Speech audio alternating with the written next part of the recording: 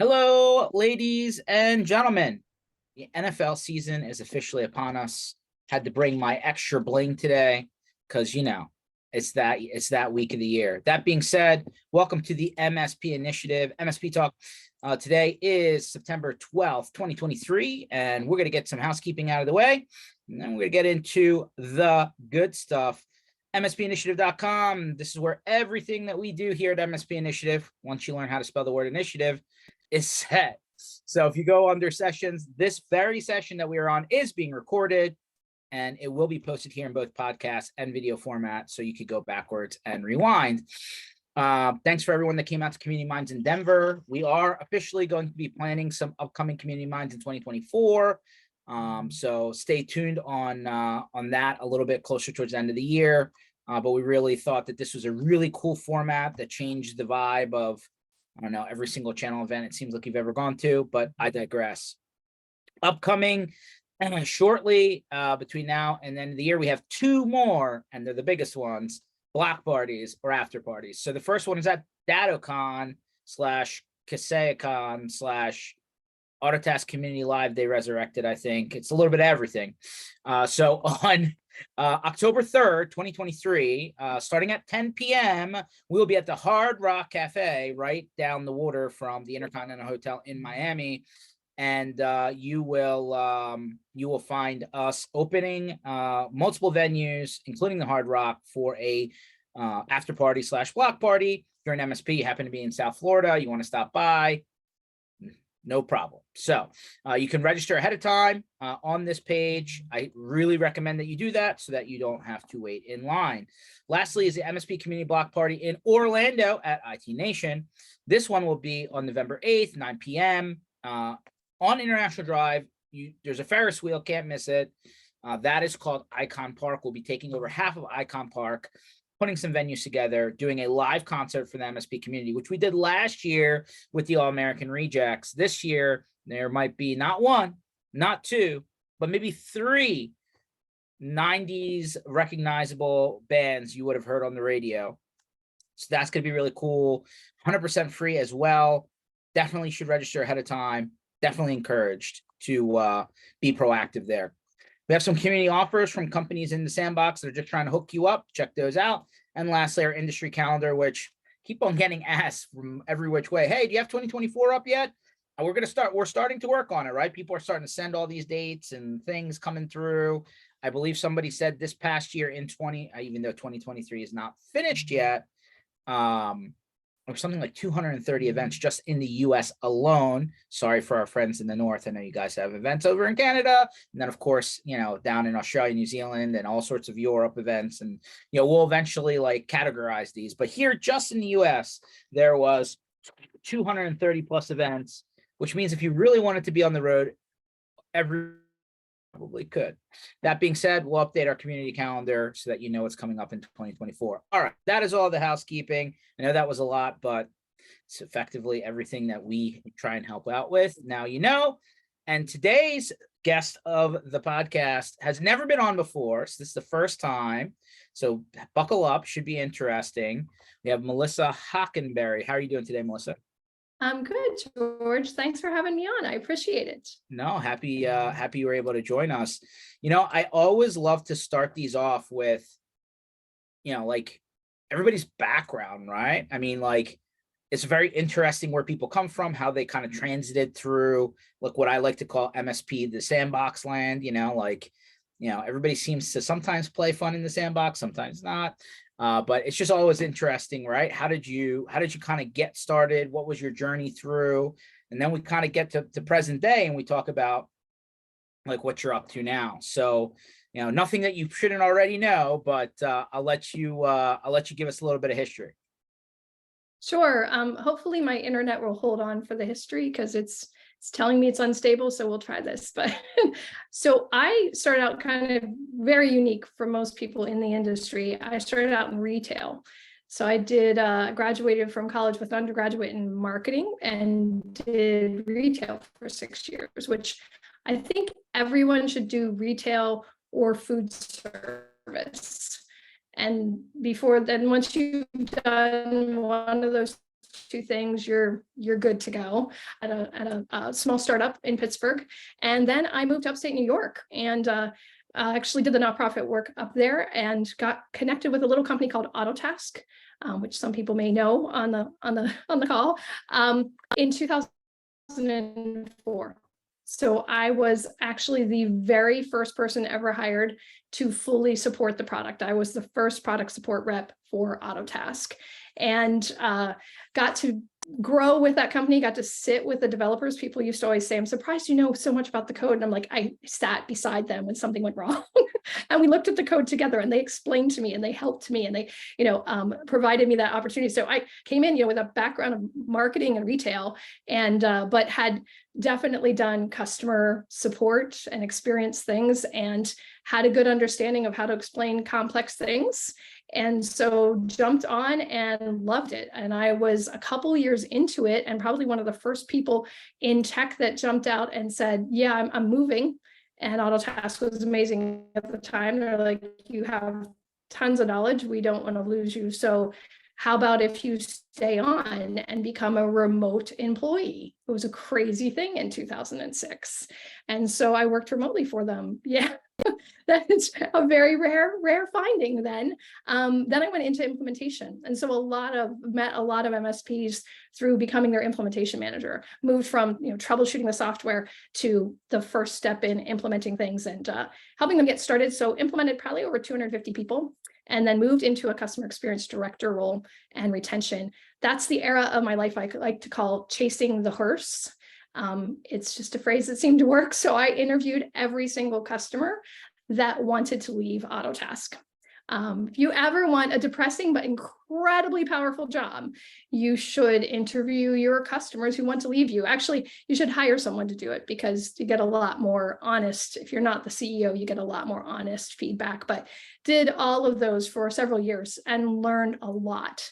Autotask changed direction a bit, and I actually was offered, was told, hey, you can run away, or you could stay here and do this product support thing for a little while and see what plays out.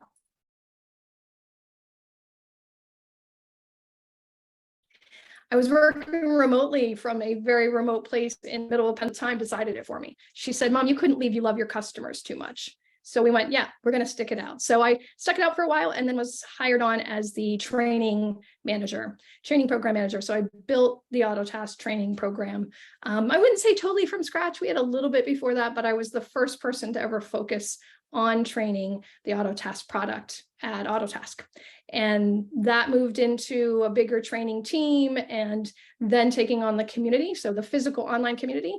I also did the rebirth of that in 2018. And the 2 years later, the rebirth of the Datto Autotask community in 2020, because we just bought a platform and Datto and Autotask merged. And then we kept it for 2 years and then brought Datto into the Autotask platform. So that's a long explanation, but 19 years is a long time. So that's kind of how I got where I am today. And so now I'm went out on my own left for some time to reflect and launched in February my training and consulting company to help MSPs really focus on customer experience and put the dots together.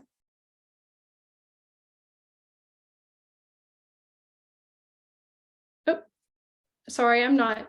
No, I'm muted. That was my fault. I was gonna say that was quite the journey there.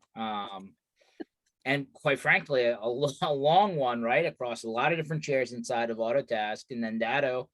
So you really got to see this thing from a lot of different angles, let's be honest. And, it's really interesting, when I think about it, right? Like, can you take the software and SaaS company principles, of a company that sells to MSPs and apply them to the MSP talking to their own end customer? Probably for a lot of it, the answer is yes. But I'm sure there's differences, right? And I'm sure we'll key into those in a second. I'm curious, through your entire Autotask journey, I mean, obviously, I'm sure somewhere in your mind there was the before we took outside money and after they took outside money, kind of timeframes, right? And I'm not trying to have revisionist history by any means, but I would say that the MSPs in the sandbox always say that, hey, once people bring in an outside, whatever, PE, VC, whatever, an investor of some sort, they seem to like maybe stop worrying about what the MSP is actually saying, and they just concentrate on selling more of it.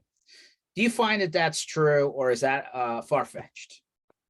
In my experience, I didn't see that. However, when I joined with Autotask, I was part of 5 people they joined with the first angel investment, and that was 2004.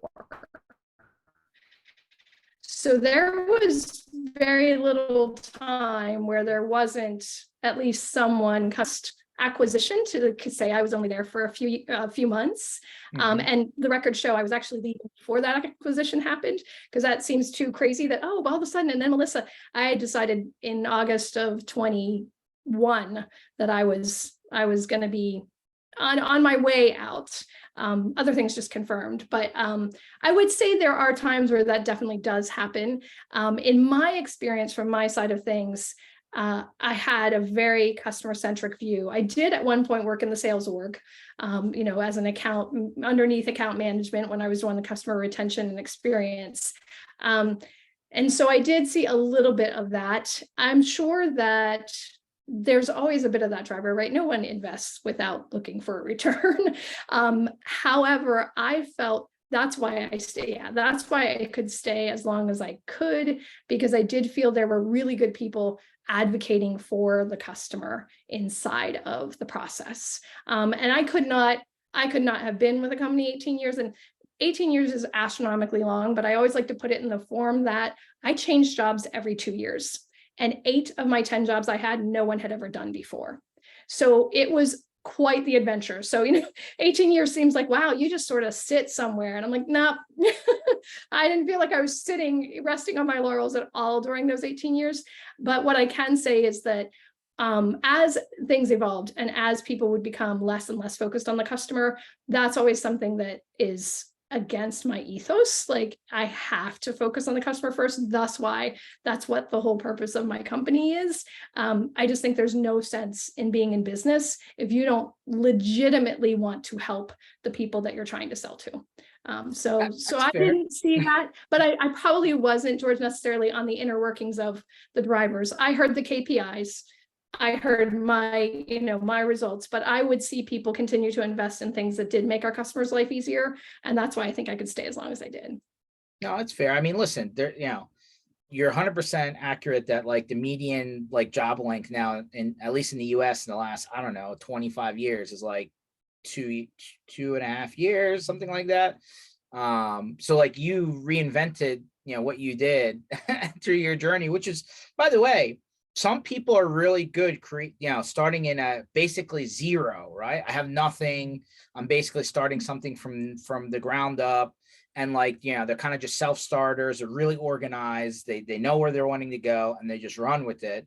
And there's other people who absolutely cannot do that, right? Like they need to go into a structured environment that's already functioning, and then they're just like keeping the wheel spinning. It's always interesting whether you have the autonomy and the resources to do that, right? Like a lot of people struggle to try and create new things when, there's not enough, either money or time or people in order to create new departments effectively. So I'm curious, maybe we'll learn a little bit about this during this call, how easy that is. And I guess the bigger the company, the harder. So I don't know, maybe the red tape thing's not for real. Actually, I think the smaller the company, sometimes the harder it is.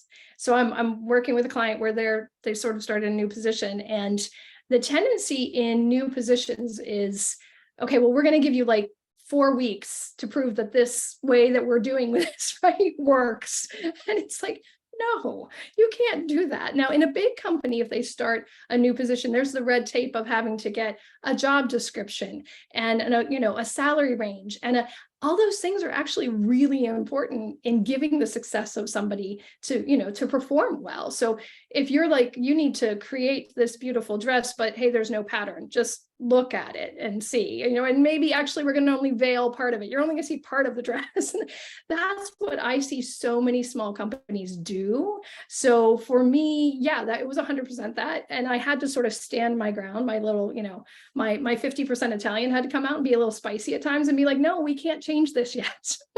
We have to be able to stay the course and at least look at this one thing and try to do it. Now, my brain naturally works in 75 directions, which is good and bad, depending on where I am. So could I pivot when I felt like it or add something new? Yes. But one of the things I think small businesses and, I've seen MSPs do it wrong is how many MSPs hire their first salesperson, it doesn't work out.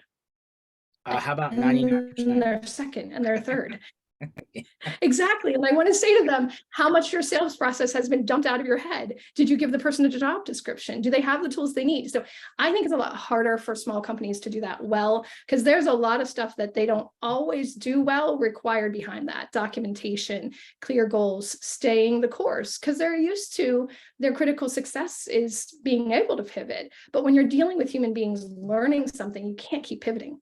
So that was just my experience. And luckily I had some good successes, and those successes and what I was doing gave me the autonomy to be like, okay, she'll do it. Just let her go. And that, but sometimes you put a young person in a young role and it's disastrous and nobody knows why. And there's just too much that's not defined, in my opinion. Okay, that takes me to the next question, which, I'm not trying to, target any age group here, but like the concept that the younger people that are coming up, right? You want to call them Gen Z and the back end of millennials and whatever label you want to use, right? Like they tend to not be consistent enough in what they're doing or have the interest to get their hands dirty to take something from zero to functional. And so, like, I don't know whether it's an attention span thing or just the lack of willingness to actually do something hard.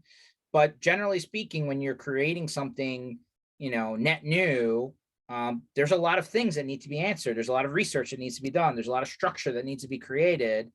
And do you find with some of the people that you've been working with in your company, that applies differently to, maybe, older people in the job force, are a little bit more, resilient to get through a process, even though it might be, bumpy, where more the younger people coming through are just like, not too hard, got to go do something else now. Yeah. So I think, I do think you find that there's good and bads to both of those ages in this exact situation, right? So the older people will stay a course longer, which is good, just because I'll put myself in the older person side of things. We didn't grow up with the internet. Like we had to be, I'm going to go look this up in the card catalog and then go find the book and then go, we're accustomed to the process of researching being a little laborious. However, in the same vein, we won't necessarily always see the new way to try it or the faster way to try it, or we'll be like, we're going to try this tried and true and see it through. So, but in the same vein, yes, I do notice that sometimes younger generation, I'll put my daughter in that same thing. She's not of workforce age yet. Well, small jobs, but not big jobs. It is harder to stay the course. I get that. But I think that I'd rather work with a young, eager person who's going to be looking at things from like 180 degrees than someone sort of set in their ways. My early retail years were set in Pittsburgh, so I'm a Steelers fan, but I'm not diehard, so don't ask me any stats or anything. I'm going to go back to this now. I was almost wondering, like, did he find out about this? And that's why he's got the Eagles win. So, but I had a woman who I was managing her. I was probably 24. She was probably 70. And so it was an interesting experience, to try to manage at that age. And she would say to me, well, we tried that, it didn't work. And so I, thought about it. I'm like, how do I get to her? And I finally just said to her, Jean, can we start a new rule? And she's like, yeah. And I said, if when you tried it, I was not alive, can we try it again?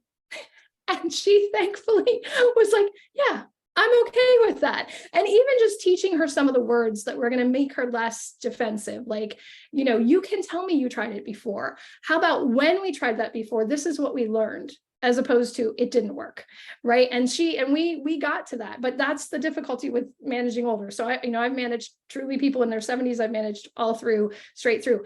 I am kind of more inclined to younger people because I love learning, and I know when I work with younger people, I tend to learn things. I do with older people as well, but there's more of a vast knowledge that I can gain from them just in little tidbits.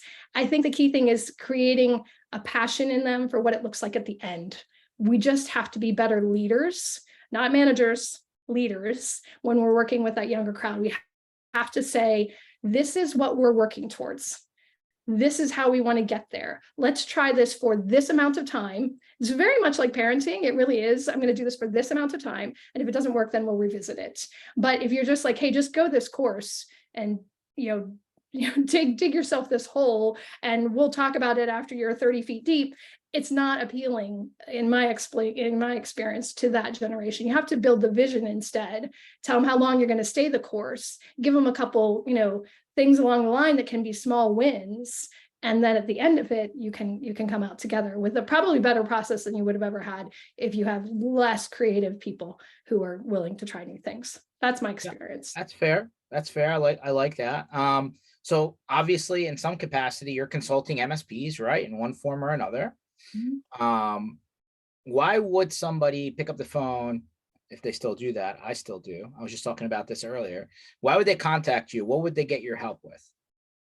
I think the biggest thing that people know me for is, training. Oftentimes people pick up the phone and be like, Melissa, I need help with AutoTask. Not what I'm doing. Actually didn't touch the software on a day-to-day basis for probably 4 or 5 years before I left. It was kind of tangential running the online community. Still believe it at 150%, just not the person for that.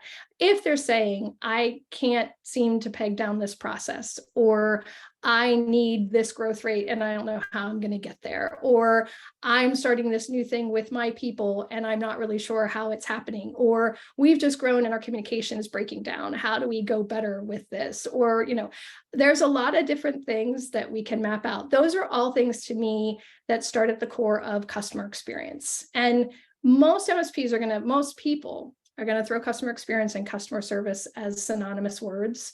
And that is there's a huge difference. And so that's my first thing I'm really trying to do is educate the MSP community as to what is customer experience.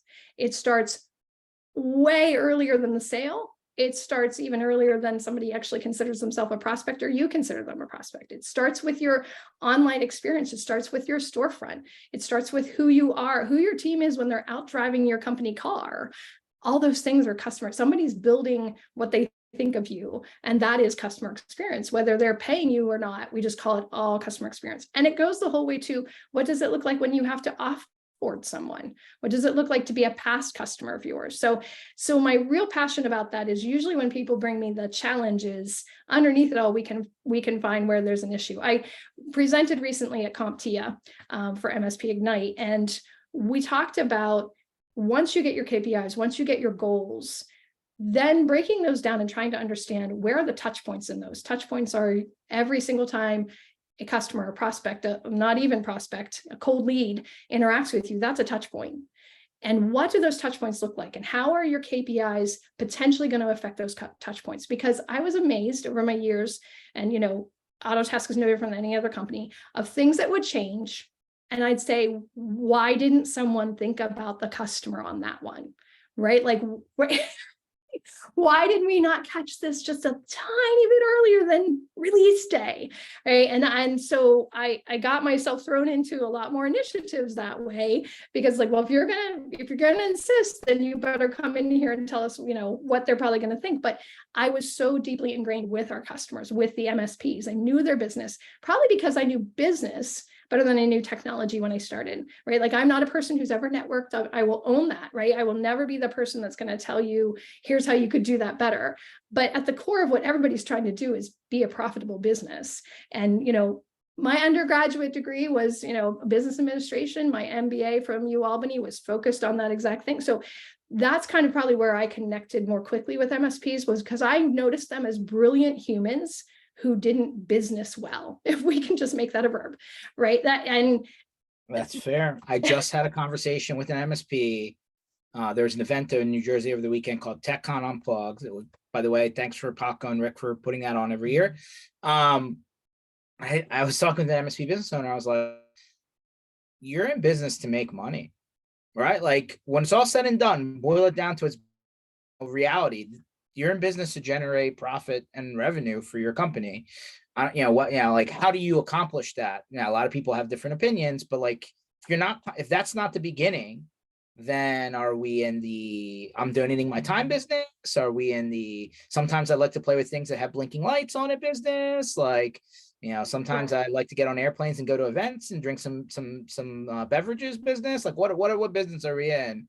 And so I was challenging this guy because I was like, what could you do in the next 12 months to generate $600, $700, $800,000 in net new recurring revenue?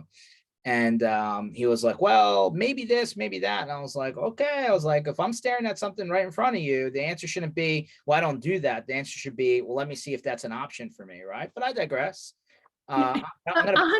I had a conversation recently with someone when I said, what are your goals? And they're like, well, we're all in this to make money, right? To me, I'd even challenge you that you need to go further than that. How are you driving a business that other people actually required to get paid from if you don't have some clear-cut goals? That astonishes me, because I have conversations. Most of the people I work with are not 5-year entrepreneurs. They're 15 or 20, because I've known them from the beginning of my career. And so they've been doing this thing, which kudos, I'm amazed at it. It's some people just inherently do it well. But those people who do it well are the people that I find are like, hey, this is what I want to grow my business by in this year. And the people who are employing 6 people and saying to me, well, we just want to do business well. I'm like, I don't feel like I want to talk to your employees, because that might slip out that that's your only goal. How do you decide if you're going to do A or B? How do you decide if you're going this, if there's just no end goal? And I guess that's part of what I want to get people to. And then once, but I find the people that work best with me really are people who understand where their challenges are, right? They're going to come and say, this is not something I'm great at. Because I definitely have enjoyed being a communicator all through my life. I'm, as you can tell, not short on words. I love training people. I was talking to Jen beforehand when we were discussing, I love learning and I love training. Like that is the heart of what I want to do. So when people say, my engineer is just not great at communicating, let me talk with them. I can give them some phrases. Like, I'm not going to magically turn someone around, but there are phrases, there are things, there are triggers that you can give people that help them get better at what they're doing. Are they going to be a master communicator? No, but they don't really need to be. They need to be an okay communicator and a good technician or engineer. And that's definitely feasible for most people. So it's getting into those details, but really challenging people to say, what is your customer experience? And most people, not even just, I won't even throw it on the MSPs. I throw it across small businesses. They don't know. They don't know. I'm gonna actually drill down on that word, customer experience. But before I let him go for too long, because he's been raising his hand for a while here, I'm gonna pop in Keith Nelson. Go ahead, Keith. How you doing, buddy? I know what before you go too far. Yes, I saw the game the other day. Yes, I saw the shutout. Congratulations to you and your team, Dallas Cowboys, America's team. I got it. I just wonder if when she was talking about touch points, if she was talking about the number of times the defensive line touched the Giants quarterback. That's what I was getting confused on. I mean, it seemed to be a lot. I saw it. It's one game. And one could argue, and I'm sure I'm not the only one out there, find any platform you want. Like the first week, 2, 3 of the NFL season's kind of preseason-ish, right? Like these people didn't practice in a real game scenario. You put them on national television when it counts, and then all of a sudden get some sloppy football. I digress. A win is a win. It counts in the win column. I saw it. Any questions about customer experience though, Keith? Yeah, I think that when she's talking about this, I think that one of the differences is we as MSPs focus on IT experience, number of tickets we closed, stuff like that. And the customers focused on business outcome. touch. That's what they want to talk about. No one's interested in, oh, I closed 85 tickets or I purportedly blocked 75,000 attacks. What they want to know is how you improved your customer's profit and your customer's experience.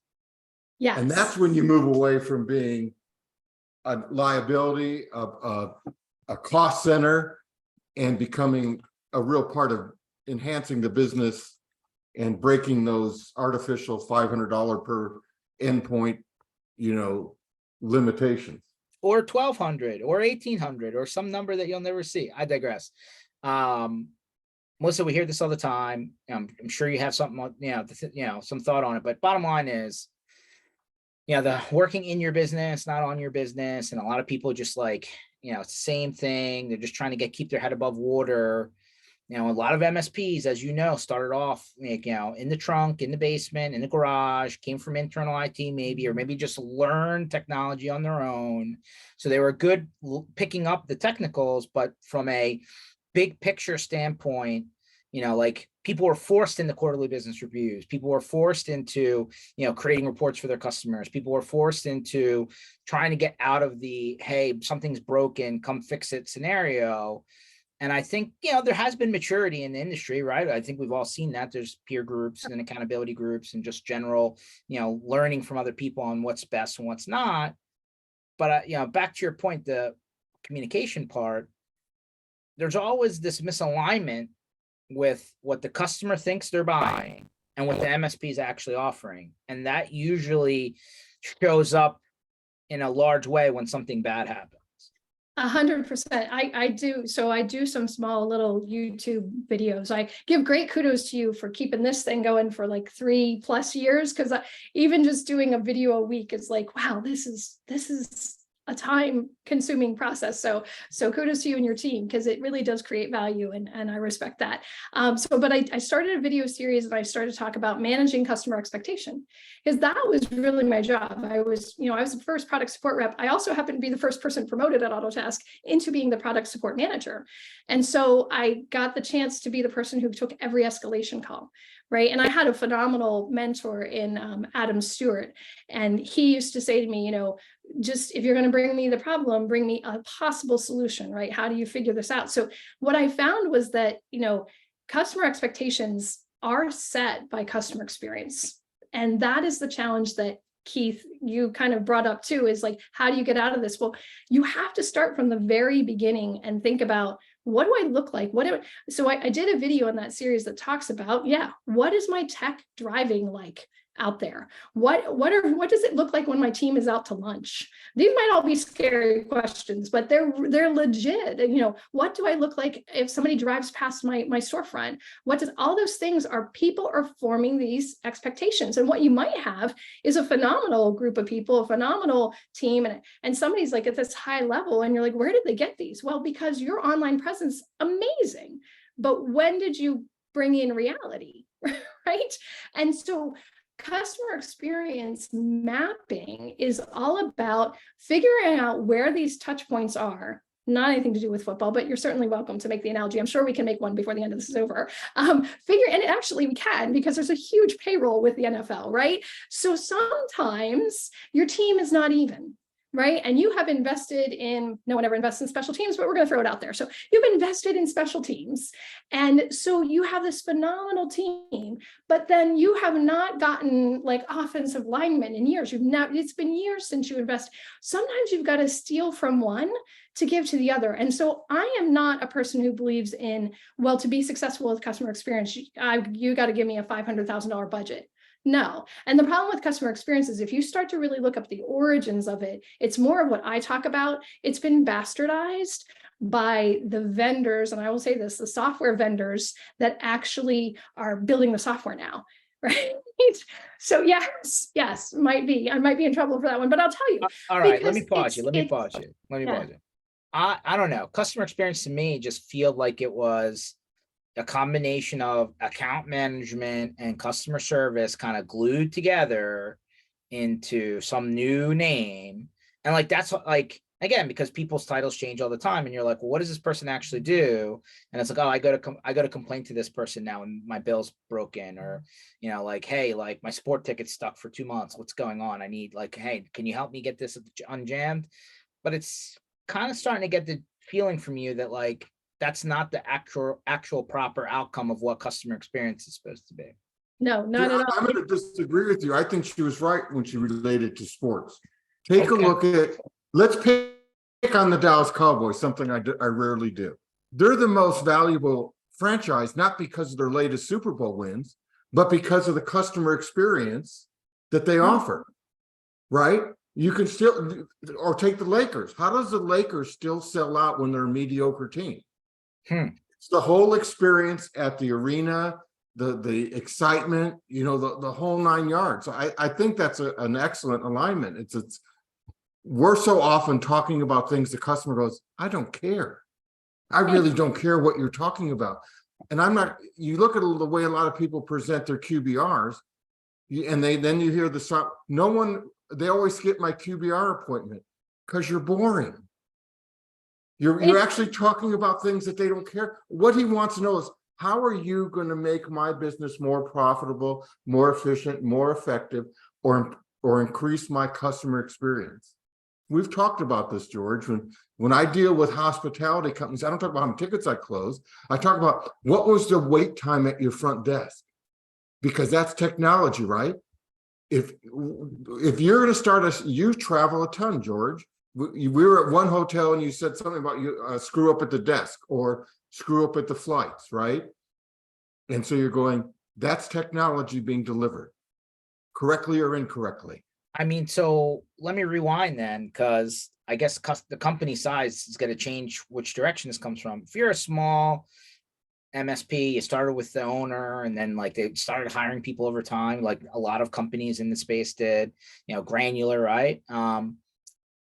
Customer experience starts with the founder or owner of the company, I guess, because like they're the ones zooming back saying, what do I want my customers to feel when they sign up for my service, and what I want my customers to feel when they interact with my people. Like there's a little bit of vision in there, right? It's not like textbook stuff. 100%. And so the thing I want to make sure MSPs know, because it feels like, oh great, Melissa, you're just giving me one more thing I got to figure out. My goal when I would work with somebody is to always talk about where can we maybe, the best analogy I've ever heard is really, it's a journey, right? So it's the Autobahn versus the dirt road. So now I live in rural Pennsylvania, where the cows outnumber the people, and there I could see 6 Amish buggies and absolutely no mass transit on my way to take my daughter to school. So that is what we're talking about. So I know dirt roads really, really well. Well, if I set out on that dirt road experience, I'm going to make sure I have the vehicle ready for a dirt road experience, right? I'm not going to take a Porsche, or I'm not going to take my, my Tesla. Sorry, no Tesla, but I'm going to take something like my Subaru that has some suspension that can handle some rough roads. Now, if somebody says I'm going to have an Autobahn experience, yeah, I'm going to break out someone else's expensive sport car because I don't have one, and I'm going to get ready in that car for an Autobahn experience. The problem is, if I have an Autobahn pre-sales experience, right? So my sales experience or pre-sales is Autobahn. You've invested in it. You've hired great people. They're doing an amazing job at all the shows and out on the road. And then all of a sudden the service team is not quite what you expected. And now you're at a dirt road. So I just went from Autobahn to dirt road. Everybody would say, well, Melissa, I can't afford to make everyone Autobahn. Absolutely not. You got to stop investing in the Autobahn. It might turn into a nice 2-lane highway. But if I can bring this guy back up to a 2-lane highway as well, now we've got a smooth experience. And the challenge with Autobahn to dirt road is you lose trust. And there is nothing more important right now in an MSP is the trust of their customers. Think about it. If you're dating someone, even married to someone for decades, and all of a sudden they become a totally different person, what is the first thing that goes? You start to distrust them. What is going on? This is not what I expected from you. Pleasant surprises are different from completely different behavior. And that's what you have to think about when you're thinking about the customer experience is, and you're right, George, it does somewhat start with the owner. There's branding in it, there's vision, there's that kind of thing. But everybody wants to take experience and have marketing own it. They want to be like, well, it's the experience, have marketing on it. And all the experience softwares are playing to the marketing team. They'll be quick at it. They'll get the right brand out there. And even if you look at the definition of experience, you're often going to hear brand used in that word. And I'm okay with that because brand goes well before the sale and it also goes well after the sale. So I'm okay with the name, but I'm not okay with the ownership. It really is everyone in the org. And what you're really trying to do is even out the experience so that it's a positive. Not looking for raving fans, no offense to all those great books. I've read them, they're amazing. But for a small business, it's not always feasible. And I think sometimes when we think it's overwhelming, we throw our hands up and go, yeah, not today. But I want to show them how it's Okay, let me level this out a little bit just to be throw a couple of knobs in there. But small business, right? It's like, can I afford to take on these new customers because I don't have enough techs in the back end to service them, right?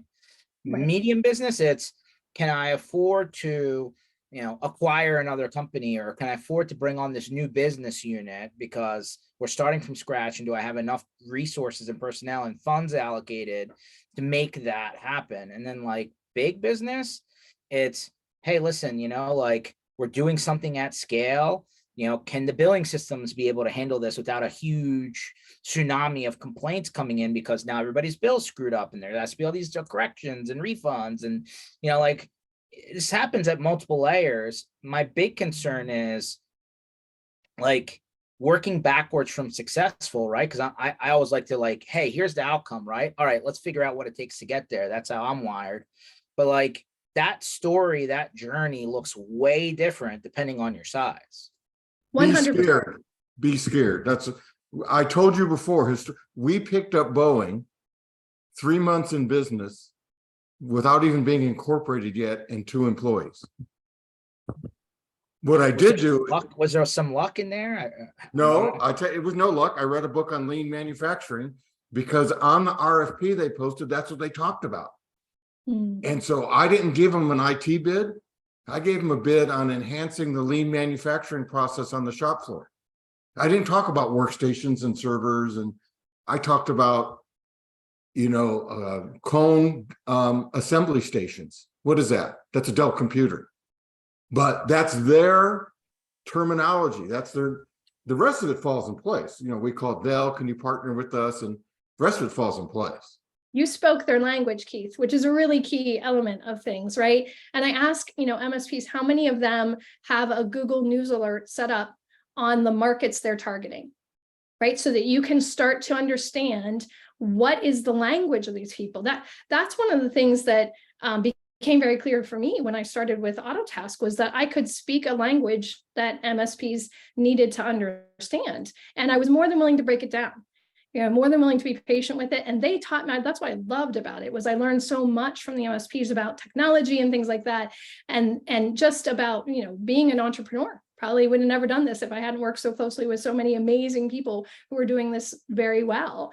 But you have to learn the language, and it is feasible to teach your team some of that language. You just have to be, George, you made a good point earlier I want to revisit. And that was the point of, communication. And you kind of were tying on to my point of, like your tech that can't, how do you communicate? How do you get people to do, part of it is not being afraid to take a chance on somebody who may not have a huge technology background, but has done some really good things in communication and connection and customer experience, or customer service is much more likely to find.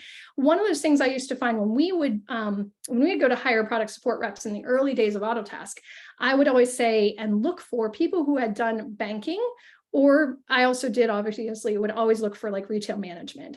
But the reason for banking was that if something went really wrong, something went really south with Autotask, what it could mean was that somebody couldn't get their invoices out the door, right? So they called us in a fear of money. It wasn't, hey, the software isn't working. It's, I can't get revenue out, and therefore I can't pay my team. And I used to always train people on that when I was training our product support team, is that they're not calling you with a software problem. They're calling you with a business problem that the software is causing. And chances are, if they're really angry, it's because it involves money, because it's kind of important to most people.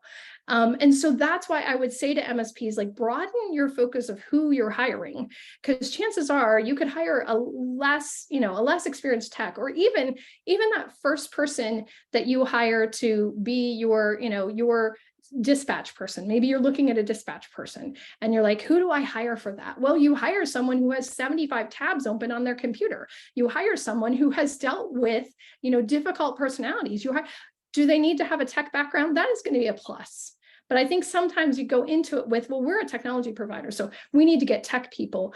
And you don't. When it's not a technical role, you have to be really focused on not getting tech people, because that diversity is going to help you in more way than just the way it helps, the interaction that person's going to have with your customer. I think you'll also be amazed that when you show interest in your company's business, your customer's business, how much they'll help you learn it. Mm-hmm. The dispatch ports, when I said they said, here's a class at Long Beach Community College on the supply chain. 4-week class. I learned their lingo. I learned it all. That was in 1999. It's been pretty profitable for us. Small investment. And it was a matter of going in there and saying, you guys do amazing things. Tell me about it. Instead of saying, I'm amazing. I'll tell you about me. Right. Yeah, it's definitely is 100% about that. And I think, the thing I love is that it's small, little incremental change you can make that you see huge positive differences in. Especially, we're sort of in that environment where when people really do feel seen, especially in the last probably 4 or 5 years, that has become so clear that people do not feel seen or heard. And we don't work with businesses, we work with people who work in businesses. And so that still translates to your customers, to being, felt and seen. And I know there are people out there like, I'm not going to have touchy-feely texts, Melissa. Trust me, I get that. Like, I was on the phone with your text for nearly 18 years, right? I understand that. But there are some little things that when somebody goes on site, you can teach them to do that are going to be hugely beneficial. And you can be very transparent about it. That person can be transparent about it. There's just, little coaching that you can do that makes people feel a lot more comfortable interacting with people. Little cues you can watch for, and just, when your tech leaves a site, do they just walk out the door, or do they check in with their point of contact and say, hey, I need to go to the next meeting or the next appointment. If you have additional things, please know you can email us at whatever. How much of a difference? That's what we would call a last touch in the touch point process when you map it. That's a last touch, right? What is your last touch? At Starbucks, their last touch is to hand you a lovely crafted beverage by calling your name out, right? That's a nice last touch. That, Starbucks is not related to you, but that's the kind of thing that you want to think about. What is our last touch when we go on site? What is our last touch when we wrap up a phone call? How do we leave a lasting impression with people? Because that is really important. A lasting good impression or a lasting bad impression? Right, exactly. Key. Yes, we want to be going for good. And I'll even say that's why I use the word positive as opposed to perfect, because I think, I've lived over the last year and a half that perfect is definitely the enemy of good. So we're not looking for perfect here. We are not looking for perfect. Your customers will really settle for a consistently positive experience. And maybe then you work yourself up and financially you can start to be an absolute leader in the field, but get rid of the inconsistency first. That's interesting, because like when when a lot of people pitch their services to someone, they're like, well, I'm better than the next guy because, and then they start spewing out all these things. And it's like, to your point just now, right? It's like, maybe good is the actual target.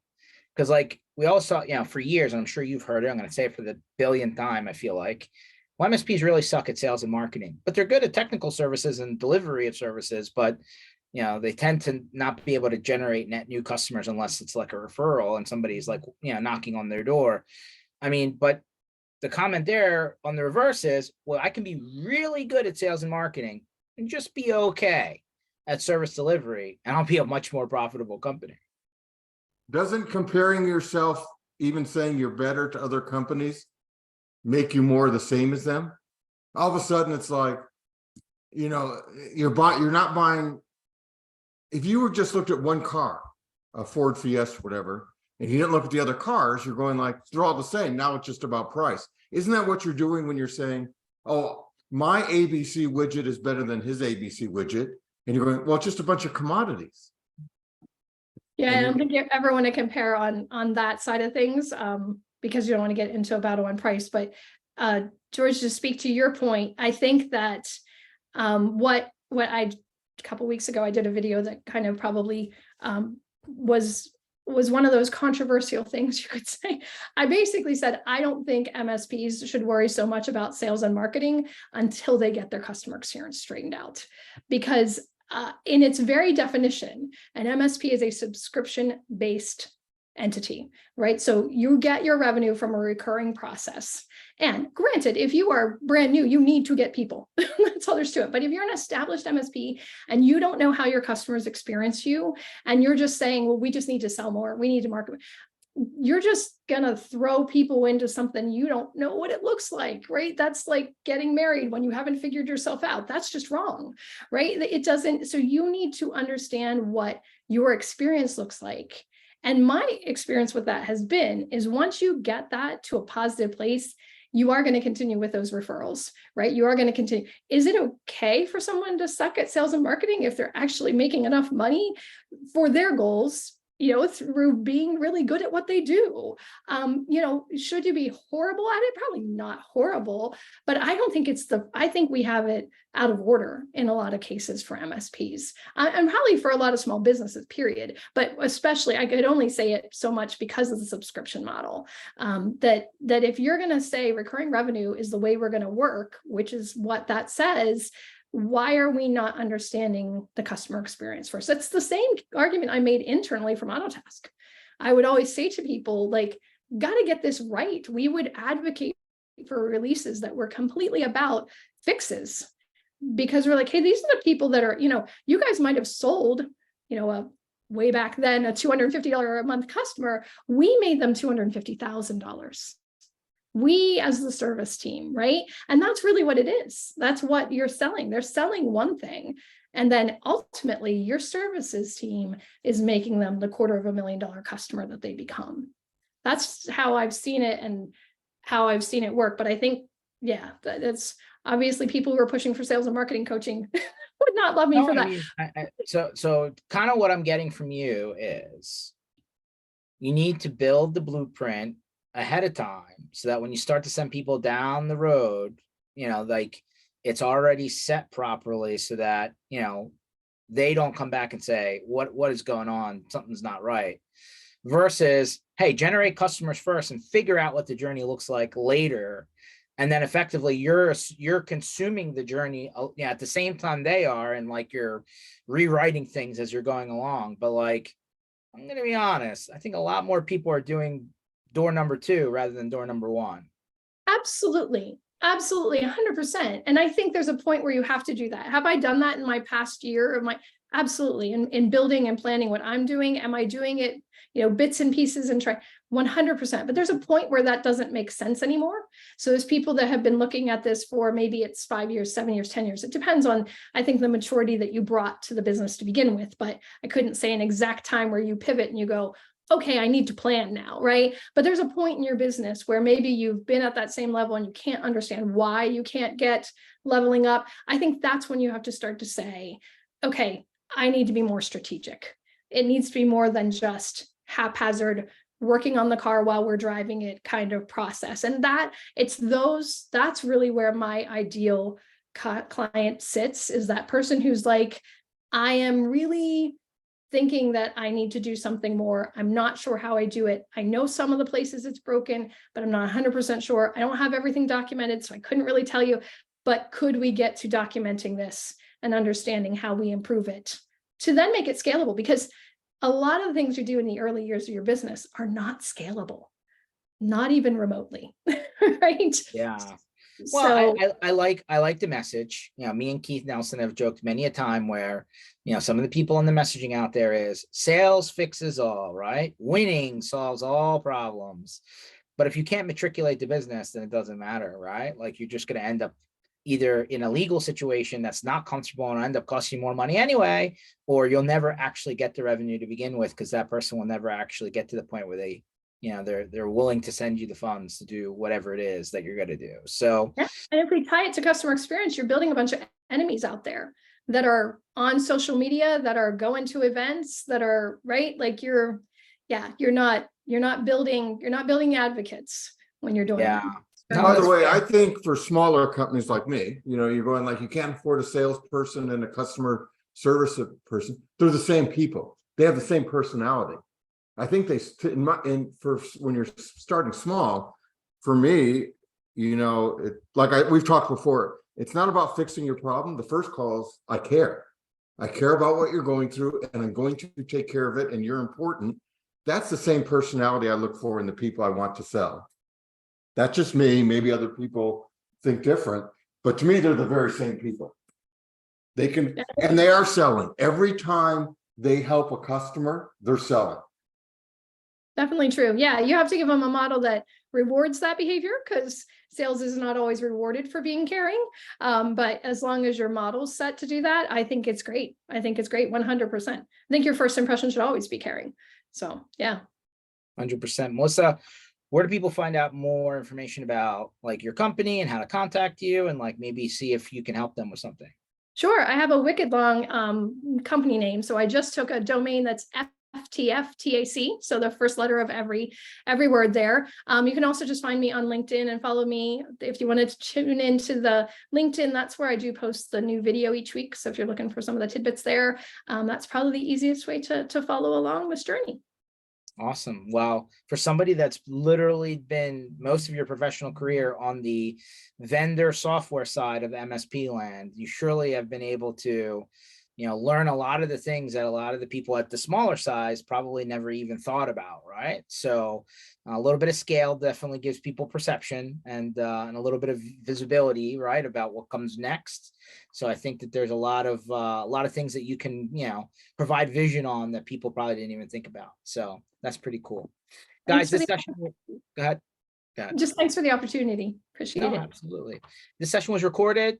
It was actually a pretty good one. And again, now Keith has his George giving him a congratulatory "Your Cowboys won" on record. It's on video and podcast. It'll be posted on MSPinitiative.com under session shortly. So I'm sure he'll go back and rewind and cut that out, I'm sure. But that being said, Melissa, thanks for coming on. I'm sure we're going to try and get you, kind of involved a little bit down the road here, right? As we're, continuing to build these out.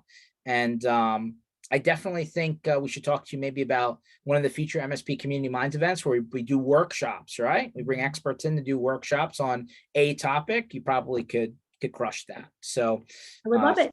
Stay tuned. We'll probably reach out to you on that. For everyone else, don't forget about MSPinitiative.com, the 2 block parties coming up, DattoCon and IT Nation. Of course, we do these sessions Tuesdays and Thursdays, 1 o'clock Eastern time, usually, unless I'm stuck in some weird place and can't get online.